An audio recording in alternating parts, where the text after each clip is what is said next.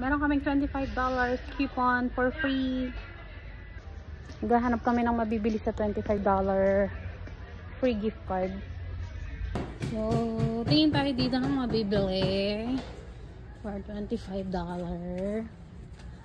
Yan. Here. Yan, may nabili na ako ito pang map. Kasi ang pangit na ng pang map namin. So, ayan, dalawa. Sense lang naman ng sobrang kulang. Dalawa yung nabili niya ngayon sa 25 gift card niya. So, alis na kami. Sense lang. At ayun nga guys, pupunta na kami sa counter para magbayad. Natatanda ko nga last year, nakakuha ko dito ng sandwich maker. Worth $25 coupon din yun na binigyan nila dito for free.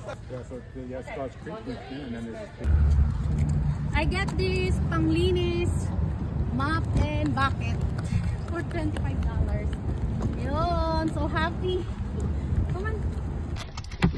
So, nakabili nga pala kami ng pang mop tsaka ng ng tissue, paper towel kasi every year meron silang pag-giveaway like $25 gift card, free yun. At ayan, ang daming tao. Nagmadali lang kami kasi may bata kaming sa bahay nag-aantay. Yun lang nabili namin sa sa $25 gift card. Naghiwalay kami para alam mo naman mga Pinoy. Dalawa yung makuha namin. Pero si Vincent kanina pa niya nakuha yung yung gift card niya. So nung kakauwi lang niya saka lang kami pumunta para ako naman din makakuha. And then ayun, pero nagbayad ako dito ng half price kasi ang regular price ng mop and bucket ay like $40 something. So merong $25 gift card sa ilaless yun. So yun na yung babayaran ko, which is okay lang kasi mukhang kailangan na palitan yung pang mop namin kasi ang bantot na.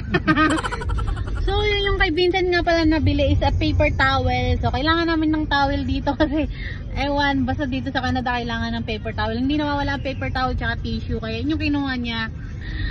Ang kinuha namin yung mga kailangan sa bahay. Si tatay kinuha naman kanina ilaw. Sa bahay din yun. So yun, lahat kami kumuha ng gamit sa bahay. So ayun lang, we are on our way. So bye bye. Bye for now.